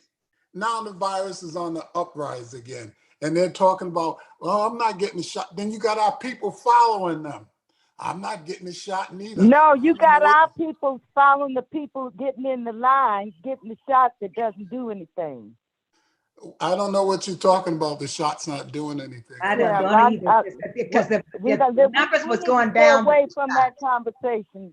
We need to stay away from that conversation. Let's Let's keep it on we need topic. to get off Yeah. of that. Get off of that conversation. Yeah. So, but We need to talk about point well taken. The point is, I think the point is, I think Bernard was trying to make the point that we've got people doing things that just don't make sense, and we're living in a very different world right now. Whichever side of the spectrum you fall on, left or right. Right. Again, we're not going to get into that. The from problem is because that doesn't left and right. The thing about it is, in our community, it doesn't matter. No, I'm not talking about just the shots. I'm talking about our people following people. Following, yes. Yeah. And so that's me too. That's what I'm talking about. Yeah. So Yes. yeah. So we have to. We're always looking for somebody to follow. We're always looking for somebody to follow to tell us what to do. We just got to figure out what to do. And again, I implore people to watch that video. Take that link, just copy it and paste it into your browser and take a look at it. I think it's about maybe 12 minutes long, and it talks about why Jewish people are richer. And there's a lot of things in there. See, the things that we need to do, it's not hard. No. It is. There's nothing hard about what we need to do. The hardest part is convincing people to do what they need to do. Changing the That's mindset. it. If we had the mindset to do what we need to do, we would be out of this mess. Yeah. We need to do for ourselves. We need to love ourselves, and most importantly, we need to stop being the tail and be the head. We need to stop waiting on permission. I heard you say Jewish people. Well, that's exactly what they are. They're Jewish because they wish they were Jews. We are the original Jews. We're the people that were the first people on this planet. Black man was the first man on the planet. And that's correct. And according to the scriptures, they said man was created from the dust. Well, the dust is either brown or black. The dust ain't pale. So we were the first people here. We need to stand up and stop being the first people again. We need to be the head and not the tail, chasing people around, following this, allowing people to educate us, put us in the ghettos, allowing people to employ us, give us jobs. You can't give me nothing. I'm a little bit, I might be the same age as you guys. I don't know. Yeah, I think we're all around. We're all from the same generation. Yes, but I'm of the mind that if I come to you, I know this sister here. I don't know the sister. I can't say her picture, but it's 323. Maxine. That's Maxine. It's Maxine. Okay, Maxine. I'm not trying to irritate you, honey, but I have my point of view on what I think. Right. Me too. Right. And I'm not trying to oppose you in any way. I'm just stating this is an open show, open air, and I'm just stating how I feel. I'm not trying to be argumentative. Of course. Or disagree. Oh, yeah. I'm neither.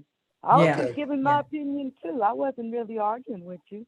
All Right. right. Thank I was you, just giving honey. my opinion, which just matched yours. That's all. All right. Thank you very much. But I believe. Thank you too. All right. Go ahead, Bernard. I don't believe in handouts. You know, I believe that Me either.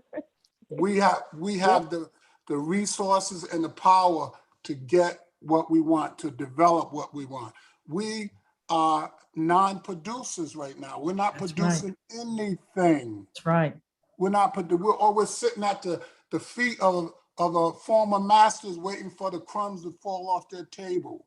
And just like George Fraser said, we are headed toward a second slavery. And I want to say this also. That's right. Is that, we celebrated the 100th anniversary of Tulsa, Greenwood massacre.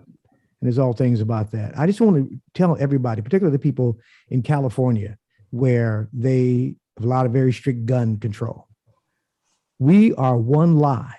We are one big lie away from another Greenwood. Now, if you know the story about you, I'm sure everybody knows maybe the high level story, it was a lie. They said he tried to rape white women and everything went to hell in a handbasket. That's all needs to take place. Look what just happened on January 6th over a lie. Those people stormed the Capitol building of the United States, where Congress conducts their business. Yes. On the day that they were supposed to certify the election. Those people thought they had the gumption. They thought they had the right to do that. We are one big lie. Imagine if they were told these people in these communities, they're coming to take your shit. You need to go do something about that. They are waiting on that word. So I implore people to understand that we are one big lie from another Tulsa. And this do not fail to think that this cannot happen. This can happen. No one, I guarantee you, I guarantee you, not a soul on this planet on January 5th predicted what was going to happen on January 6th. Go ahead, Oren. That's why I continually, you guys, bring everything is political. Everything is political these days. We need to hold our doggone so-called leaders' feet to the fire. We demand nothing as a people. We have remnants of slavery that we don't even like our own self. You see what I'm saying? We look, and I know you guys know about the little white doll and the black girl doll and the little black girl choose the white doll and all of that. Those are signs that we have taken on the image of the oppressor. That's biblical that we do not do that. But what do? And I call everybody that we continually do this, that we're sheeple. We're sheeple. We're not people. We're sheeple. We're being told what to do. We're told when to do it. We're told how to do it. Nobody has the opportunity nor the ability for us to really make a difference as individuals. Of course we can within our own self. Sure. But when we come time to say, okay, we're going to go down here and buy this New York Met building for $50 billion. We don't have the finances, nor do we have the other resources to pool together.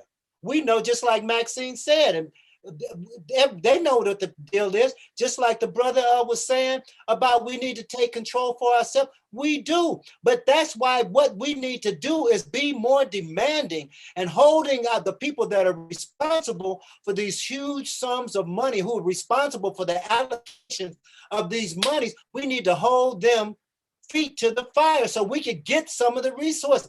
We don't have the resource. And all this whole conversation has turned into a political conversation. And the main thing we're trying to avoid is calling it politics. It's politics.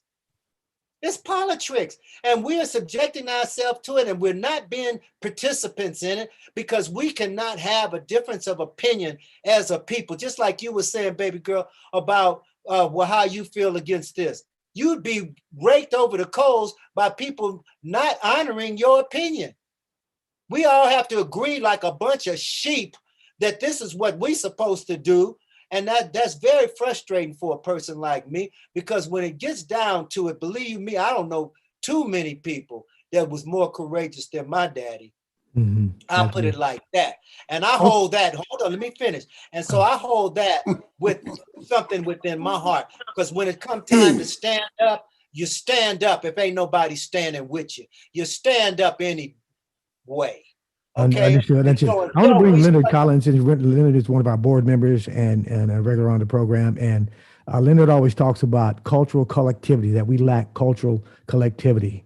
Leonard, well, let's get your thoughts on the topics here with where we are and how much damage rap and hip hop is doing to the community. And let's hear your thoughts. Absolutely. And welcome to the guest. I'm from Pasadena, so Oren, you probably can't recognize me. It's been I don't know how long.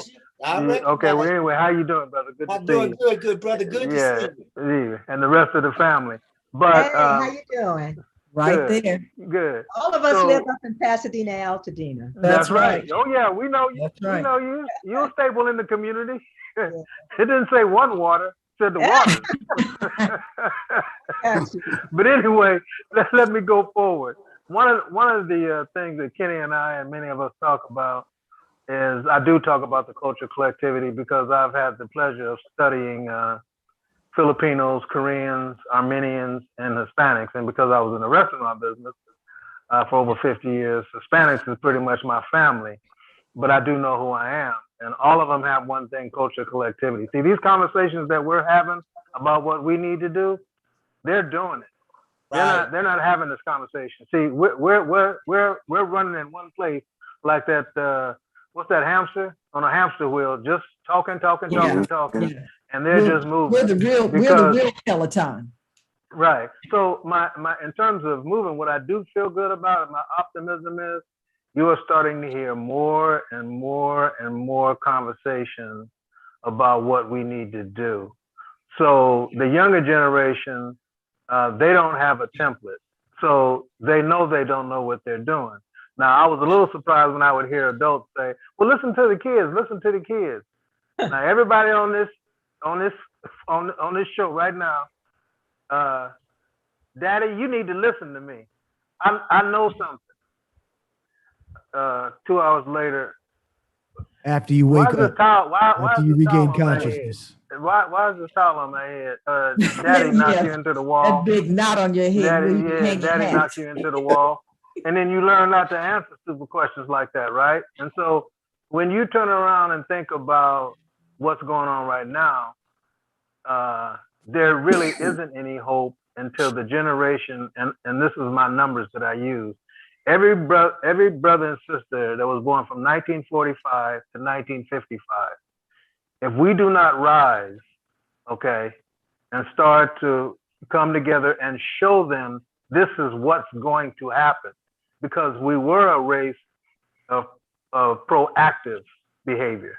See, if you go back into the 20s or 30s, we had all these great entertainers, we had all these great actors, we had everybody with high standards. And my favorite movie was Stormy Weather. I mean, I just love that movie, right? But now that's not the case. So if we don't start to put a template together, they have no template, because the way that you see things is the way your parents brought you up to see things. Unfortunately, we're the generation that dropped the ball, and we really got to pick it up and apologize and, hey, let's get busy, because we know better. And then the other thing is, if the Black man and Black father is not in the household, this thing is not going to work. And when we were coming up, 70% of Black households had two parents. Now it's down to 30. That number is not supposed to be like that. It's supposed to be up to 90 or 91. And then we talk about the gangs in the neighborhood. I remember when I would try to tell my dad about, well, what about them? They can go to the party.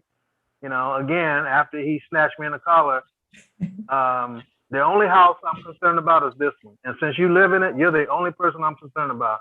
If such and such parents can allow them to go out, that's on them. But you're not going anywhere. So we need to worry about ourselves. And I know all of us know this, because unfortunately, just like I think someone mentioned, the people that need to hear this, they're not on the show. They're never on the show. I don't care how you want to look at it. But as we begin to move forward, if we don't get to this point, I have predicted economic slavery by 2065. And it won't have anything to do with race. It'll have to do with economics. And just like you said, because we're not producers, we're workers. So the way that we used to work when the jobs that the Mexicans had, we're going to revert back to that. The only difference is we won't get paid a salary. We'll be paid by shelter, and they will feed us. And trust me, this next generation is going to be okay with it, because the other part of studying these other cultures, each culture that I mentioned, they're bilingual. They speak English and their native tongue. Okay. So when we as blacks, because we're not producing, we're going to go looking for a job. And when the interview process, I don't care how qualified you are. I don't care if you got 10 degrees. They're going to ask you, are you bilingual? And when your answer is no, they're going to say this position is a bilingual position. And Okay? Ebonics doesn't count as a second language. And that's what's going to take us out. But I do believe there's hope, because in the last 5 years, I hear more and more people, our generation, talking about the future. So there's a unity opportunity. And I think one of the things, Oren, that you touched on, one of the biggest problems black men have is black men that have been successful have the biggest ego in the world. Nobody matches our ego. Nobody matches our ego. So it's hard for you to work together, because like somebody taught me years ago, and I know, you know, us religious people gonna dig this. They said it's the ego. The ego stands for easing God out.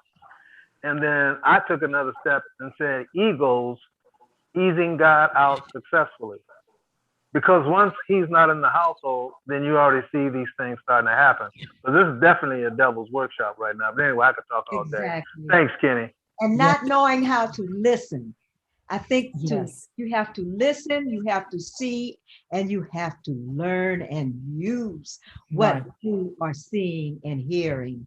But you know, a lot of our folks, I'm sorry, they don't want to listen because of the ego. So what you said is absolutely true. And because a lot of people feel that, why do I need to listen to you? You're Yes. irrelevant. How would you know? Exactly. I'm this, I'm that, That's I'm it. this, I'm that. So we have, not only do we have struggles, and the other thing that we talk about, and as I watched the Hitsville, the making of Motown, I looked at what those people did. And one of the things that was so important about that Motown family was that it was like this. It was like this. At least that is the way it was portrayed. It was like this. They competed against one another, but they were strong together. You could not break Motown. You guys who, okay, but they didn't allow anything to come in there or anybody from the outside to come in and break up that family, that Motown family. And they talked about Holland Dozier Holland. They talked about Marvin Gaye. They talked about all of the people. In fact, they also talked about Harold Melvin and the Blue Notes. So they talked about the unity that came about as a result of Berry Gordy's dream. And there was a unification there that we don't see anymore. And the reason we don't see it is because the current generation doesn't think that it's necessary. They don't think it's necessary. And we have people that buy into that. It isn't necessary. It's each man for himself. And remember, there were songs created. God bless the child that's got his own. But they don't understand what that really meant. They do not understand what that means and what it meant then. So there's a lot that we have to go back and redo because of the way things have gone for decades, because we have not fixed anything. As we continue to move, we've crumbled. We've become so dysfunctional. We've become fractured and frayed. So we don't mind operating in that vein. We don't mind at all. So instead of us fixing something, it's broken. And we live by, if it ain't broke, don't fix it. Not knowing it's been broken. You just have not recognized. You haven't recognized it. It's been broken.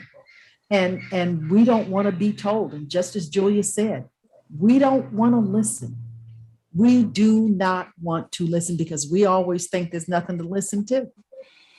There's nothing to listen to. We know it all. We have all the answers. We have all the answers. And And as I'm you not can saying see, listen to follow in their footsteps, but I say listen to learn. absolutely, That's what I'm absolutely. talking about. Listen to That's learn. what listening is about. It's to learn. And we are not learning. We're just not learning. Well, And go ahead. hon, Carlette, I hear you and I agree with most of everything you said. But I don't. I believe that we should not put our treasures up in this world. I think our treasures should be somewhere where it can't be touched by man, this man. So I don't believe, I believe in the part of the scriptures that says Babylon is fallen. I believe that we we wouldn't listen to the Father, God the Father, if I call him Yahweh, Yahweh.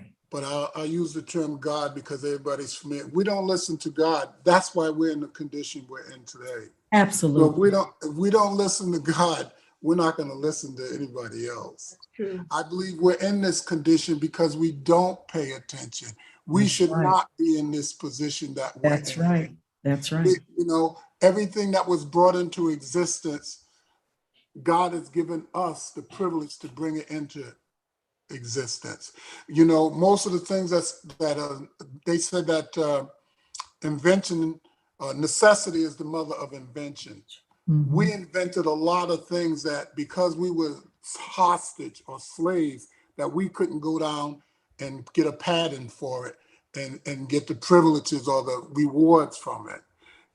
I say the only thing that the Caucasian invented was the US Patent Office. He didn't invent anything else because he took everything that we invented. We weren't allowed to file anything, patents or anything. He took it and put his name on it. Right. And that, to me, and the conditions that we're in today symbolize that we're being we're under a curse. We're being disciplined for our decisions that we're making, and we're being disciplined because we keep hanging on to this system, waiting for this man to deliver us, waiting to work for him, waiting to help him produce that.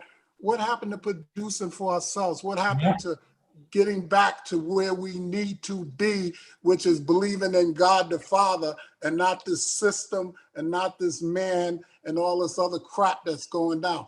That's what we keep putting ourselves in the second and third class citizens. The preacher brother was talking about the community. The Jewish community, their money circulates 10 or more times in their community. The Spanish community, it circulates 8 or 9 times. In our community, it circulates 1 time. The dollar 6 hours. It lasts 6 hours. 6 in to our 7 community. hours. That's right. 6 or 7, and it's 6 gone. to 7 hours, and it's gone. It's Yeah. gone out of our community, and then we want to try to go to the polls. They anytime they need us to validate something, they use us. Black people, you like Jello? His Bill Cosby eating Jello. We like Jello. Black folks, you like driving Cadillacs? Here's a black guy driving a Cadillac. We're just used for justification. That's the only thing they need us for. Right. And now that they can't have, go ahead, brother. Go ahead. No, go ahead. Jump You in. talking. You talking, bro. You I see talking. your You picture. talking. You talking. No, you And so- exactly right. And then we dedicate ourselves to that kind of stuff without demanding that we get something in return. And so therefore we get some hot sauce. We get a bag of chips. We get a McDonald's hamburger or something. Right. But I mean, the other boys are straight going to the doggone bank and getting money to start businesses and stuff like that. And let me add this and about the demands. But when you okay, let me add this. When you have a demand, you have to bring something to the table. You can't just go demanding things, and that's one of our problems. We don't take things. We don't take it. Can you guys hear me? The swag of the United States comes from us. Okay, but we don't know how to use it. The problem, Lauren, we don't know how to use. We've got the power. We're a trillion. I think $1.6 trillion spending every year. We just don't know how to come together and use it as leverage. That's our Well, problem. We give it away. We give give it. That's exactly what I'm talking about. We need to put God first in our lives and stop living for this man. Stop believing in this manpower and what this man's going to deliver us and what civil rights.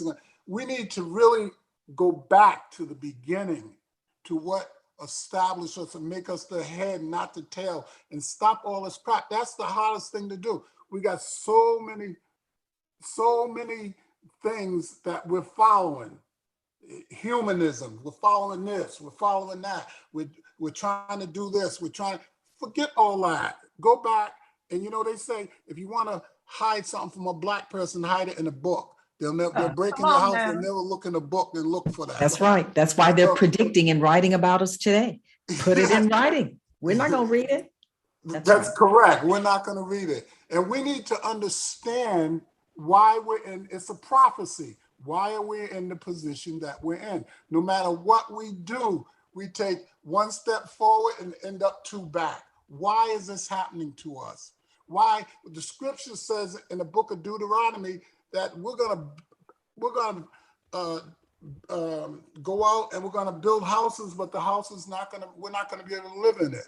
We're gonna marry a woman, but it's gonna be another man. She's gonna lay with another man. Our sons and daughters are gonna be used for this, that, and we don't even understand that.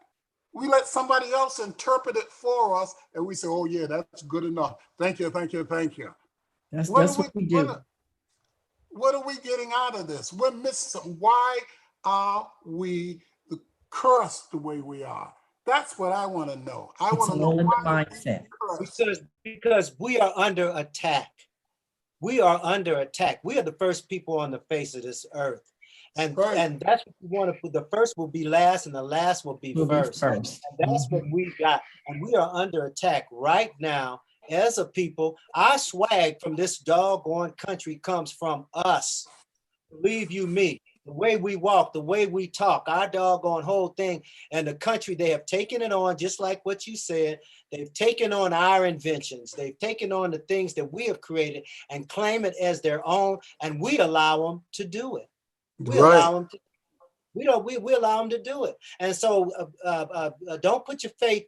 It's better to have faith in God than put your confidence in man, since we're going to continue to quote the word. And so that's what that comes every time. Yeah. And because we are sheeple. We are sheeple. We see one do it and we all line up and try to do it without having the opportunity for anybody to have a difference of opinion without them being ridiculed. We've got about 15 minutes left. I want to take this back to the original topic about the negative music, rap, hip hop, where we are with that. I'd like to come back to that because we've talked about a whole lot of things. Full circle. Full circle. Great conversation. We need to continue having these conversations. We love all you guys. Let's just talk back for the last 15 minutes. Let's talk about, I don't know what we can do. How do we start talking to young people? How do we begin to make them understand that, okay, fine, rap is fine. This, even if it's just tone down a little bit, do something. Like Gil Scott said, she can't be your African queen one day and a joke the next day. Exactly. This is really hurting our community. And dare I say this, I think you could argue that, in my opinion, this negativity has done more damage to our community than the crack epidemic. Yeah, but they know that. Yeah, but exactly. But again, we've allowed it. It's the mindset. The mindset has been so far gone right now. We've got to figure out how we bring that in. And a lot of people say, meet them where they are. I don't think there's time. If you're sitting in a chair on the train track and the train is coming, somebody comes up to you and they're not going to say, well, listen, I'm just trying to figure out why you're sitting here. I don't want to hurt your feelings. I know you're tired and you want to sit down, but no, you walk over and look, fool, there's a train coming. That's where we are today. We need to let people know that this train is coming, and this next train is economic slavery. We are this close to economic slavery. And if we don't do something about it now, and we've got to shake people, and I understand trying to meet people to where they are, Dr. Umar Johnson, who I'm not a real big fan of, he had an interview the other day, and he said we may need to start having a civil war within our community to get rid of these people who don't understand. You know, Harriet Tubman shot slaves who decided they wanted to go back. She wouldn't let them go back. She shot them. I'm not saying we have to go out and start shooting each other, but metaphorically, we got to do something. We'd be losing a whole lot of folks. Go ahead, Luther. Go ahead, Luther. You know what? I know earlier I did mention critical thinking. I remember standing in my classroom once at Crenshaw High School. Yes. And we were having a discussion pretty much like this discussion that we're having today. And I remember that somebody, and I told the kids, I said that you're training the society to call you that N word. Yes. And you're training the society to call the young ladies the B word. Yes. And I said, so because of your music, and this was in a lesson. And I said, so then you're going to get angry at somebody when he says, here comes that B and her nigga. I mean, in her, you know what I'm trying to say. Mm-hmm, mm-hmm. And now you mad at him. Yeah. Because here comes absolutely. that N and he's got his B hanging on his arm. Right. You know, so the thing is that the only way that things can be changed is it has to be changed one person at a time. They do not have the ability to do the critical thinking. So if you insert the critical thought process into what they're doing while they're in stride, that maybe you'll correct one, and maybe that one will carry that correction forward into the next step. And you know what? And it's God first. God first. It's in the book. It's in the book. Right. God first. But you know, we have to know who we are. We don't have a clue. They're always telling us who we are. First we were Negroes, then Jesse Jackson and somebody else came out African American, and then we're Black, and then who are we? Who are we? They call us everything but the child of God. Yes. And we are children of the Most High. Yes, we are. Yes, we are. When I hear them call And he says he has made us a new ethnos. He has made us into a new creature. And see what it is we get caught up. If we get caught up in the ethnicity mix of man, then we're going to miss the mark. He said, that is why you have been created into a new creature. And I'm going to sit back. Well, okay. You know what? I don't see them as ethnicity. I see them as believers and non-believers. And right now, we're non-believers. We running around trying to figure out this and how we can get that, and with this materialistic thing and that and this job and that mansion. I had all those things. None of those things made me happy. Not one. No, they won't. Never made me. I still was this. If I walked out of that community and even in the community, I was the nigga of the community. I was the nigga that owned a big house down the street. I was the nigga that drove the Rolls Royce. Didn't matter. And if I left that community, I was still the nigga. I was the nigga that deposited a large check in the bank. Yeah. Right. But we have to, again, train them to not hear themselves as that nigga. You see what I'm saying? And we remember, have to train them not to hear themselves as that nigga. Exactly. And remember, we need to repent, brother. We need to repent. Oh yeah, we do. Oh yeah, we need to start understanding who we are and whom's we are. Whose we are, absolutely. And whom's, exactly. Absolutely, and whose we are, and you cannot forget that somehow, some way along the way, along that road, we decided to look back and say, you know what, I think I need to forget that back then. I'm gonna try to keep going, but we turned around and we lost our way. We turned around and we lost our way. We have completely lost our way in every aspect of our community, in every aspect of our family. We've lost our way. And I'm not sure where it began. I'm a baby boomer.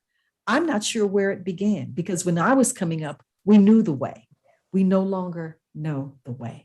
That's We no because you longer had know the way. direction from the household at the home. And that's why I keep saying it starts in the home. In the you know, home, yeah. It with the starts in the training home. of Absolutely.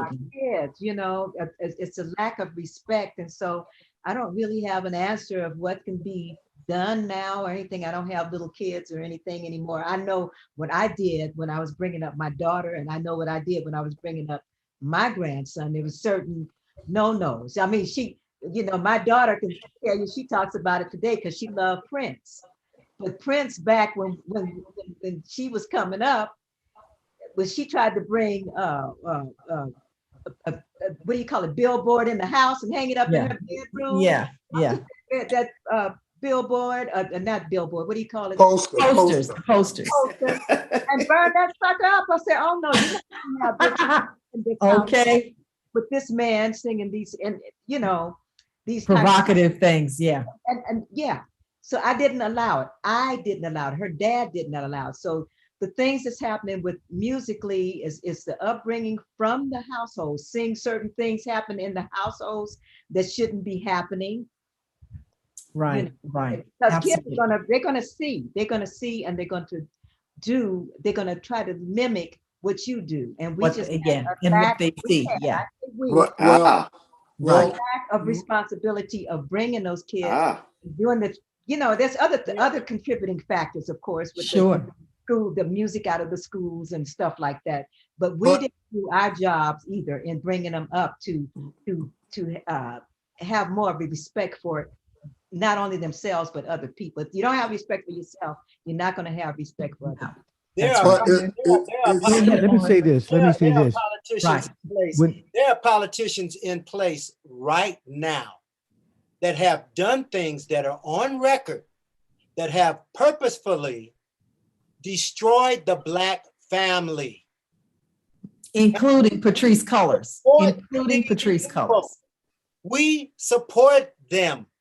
Yes. Their track record, documented track record, shows that they have done things to destroy the fabric of the Black family. That's true.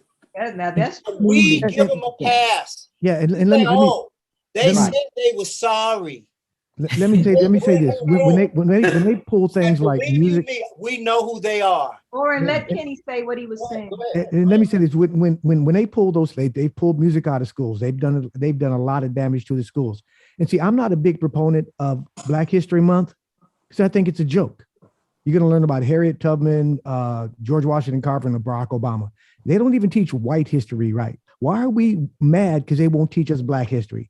Why would we? Why do you need them to teach us? Why would we think they're going to teach it right? Black history should be learned at home. That's why I taught my kids Black history at home. And so if they don't have it in school, I don't have a problem with that because they need to learn that at home. And when those are the things like Julia's talking about. White people need to know Black history too. I don't care whether they know Black history or not. But the thing about it is, that's very important. But the more important thing is that we know it, and that we teach our kids because that's who they know who they are. Because when they go to school, they're going to teach. The school is going to teach the way they teach. That's the way they do. That's the way they do things, right, wrong, or indifferent. Yeah, and we but got to teach our kids at home. Because what you do at home is you're augmenting what they teach at school. And then when the kids come home and they say, "What about this?" You can teach them the truth. Just like you said, Bernard, don't keep telling them what you think. Bernard. What about us celebrating Labor Day? Celebrating Labor Day. I don't care. Not a joke. White people need to know. For most folks, it's just a day off anyway. So People need to know Black history. Yeah. Go ahead, Orrin, and then we're going to go to Cheryl. Go ahead, Orrin. our place in history needs to be solidified. We are a part of the history, not only the fabric of this country, but of the world. And That's so if we right. feel like only thing that we need to do is just learn about our own self, then our story will never be told. No, Because it's not about just learning about our own self. We learn about the world, but I'm talking about what I'm talking about is the fact that we get mad at the schools when people in the homes are not doing enough to make sure that they're teaching their kids. We learned about Black history. We didn't learn anything about Black history in school. As a matter of fact, when we were in high school with John Muir, they took away the the BSU, the Black Student Union. We had to start calling it the Black Cultural Organization. But we learned about Black history at home. Our mother taught us about Black history. Well, okay? And that's what we need to do. They're taking the kids, because of that, they taught us at home. They're taking our children earlier. They're taking them in preschool. They're taking them in the kindergarten, before kindergarten, and they're teaching them. Because when I was coming up, you didn't start school till you got to kindergarten, what, 5, 6 years old. Now they're taking them early, preschool, and that's right. They have to. And all that. Right. At 2 years old. At 2 years old. To make sure sometimes at 6 months, 18 months. That's right.